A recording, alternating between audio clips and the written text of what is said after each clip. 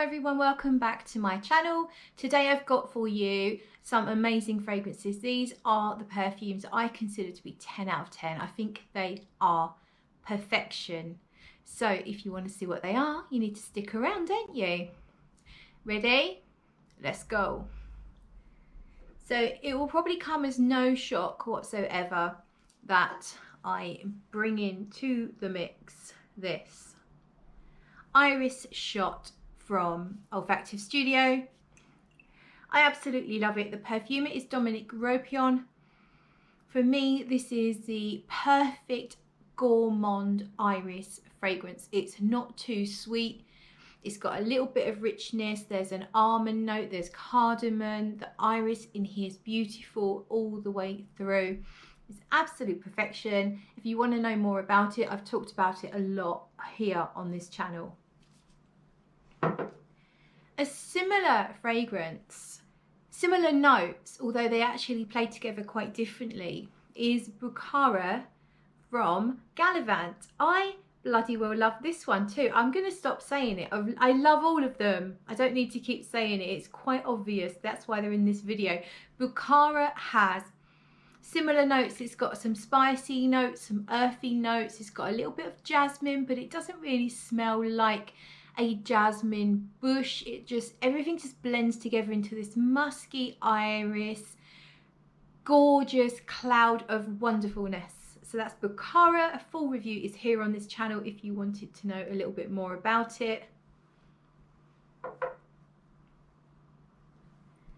This one is a Bengal Rouge. Bengal Rouge by Papillon Perfumery. This is the ultimate cozy fragrance, and I think it is perfection because it's so unusual. It starts with this honey, and to me it smells like a honey and lemon, like something soothing and balmy and good for you, and you know, almost like for medicinal reasons you take some Bengal Rouge. It's got this lovely honey and lemon type opening, but then it dries down into the most cozy, comforting, gorgeous scent. I mean, you can smell that cozy comfortingness right at the beginning with the honey and lemon type thing, but as it dries down it becomes this almost like cashmere blanket, a cozy warming mug of hot chocolate and a hug from your mum all at the same time. It's gorgeous, gorgeous, gorgeous stuff. Bengal Rouge. There's more about this on my channel as well. This one I haven't spoken about a lot. Needs a little clean. I haven't spoken about a lot, but I find it absolutely stunning. And it's a 611 Extremo by Giovanna Antonelli. And this is the ultimate beach resort type fragrance, but it doesn't have that cheap feel that some beachy fragrances have. When you throw things like a sunscreen lotion, coconut or aquatic notes together, it can sometimes feel a little cheap because maybe there's an association. There's a lot of body sprays out there aimed at the youngsters that smell a bit like that, or maybe because you might actually just smell like suntan cream, which is obviously not a high-end perfume. This is the answer if you wanted the classiest possible beachy style fragrance. It's 611 Extremo. It smells like the most beautiful bouquet of flowers, mostly tuberose, but not screechy, brassy. This is not a tits out short miniskirt tuberose at all. This is a tuberose I really like, but it's creamy.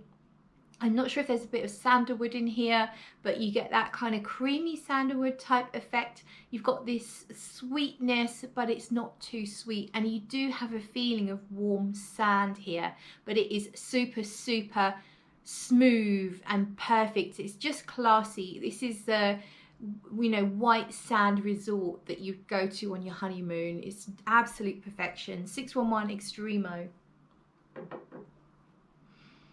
I'm going to show you two bottles, but it's one perfume. That's the bottle that it comes in, or mine came in. Le Pleu Beaujolais de Mavi. You can see I've got a Smurfy engraved on it on my B bottle. It's by Guerlain. It's only in some shops. You can't find it absolutely everywhere. And I've got it in this atomizer here. And I think I'm going to wear this tonight because I am currently scent free. Just out the shower. Oh my god, I love this. Le Pleu Beaujolais de Mavi is based on a French wedding. So you have the sugared almonds, the bouquet, what else do you have at French weddings? I don't know. But you have a gorgeous vanilla note in here. This musky, irisy vanilla is absolutely to die for, and it's all the way through, but it gets stronger the longer you wear it. The orange blossom isn't too heady. It's not like some really heavy orange blossoms. You know how they can feel syrupy or cloying? This doesn't do that. It's not as, I wouldn't say it's as cloying as Love by Kilian, for example. The orange blossom is much less in this perfume than that one, if that helps. It is just lovely. I've received compliments on it. It makes me feel happy. It's sweet, it's pretty sweet. It's not going to be for everyone, but for me it's 10 out of 10. I absolutely love it. I've only got 2 more, and this is the only freshie here. Giorgio Renaissance 1861, and this is just the perfect freshie for me.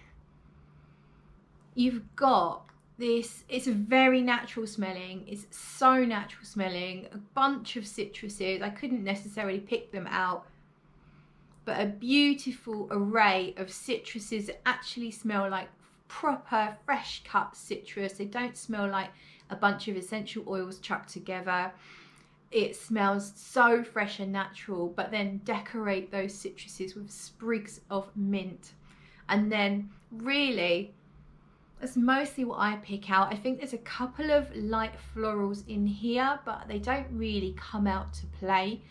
And there might be a little bit of vetiver or some sort of woodsy note in the dry down.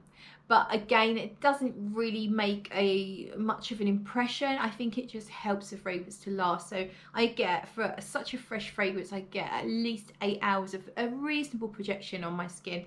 And even in the hotter weather, which will burn off your fragrance, it lasts actually really, really quite well. So I love that. I think it is a perfect freshie. 1861 by Renaissance.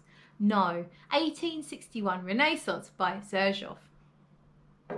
And the final one will come as no surprise to those people who watch my channel on a regular basis.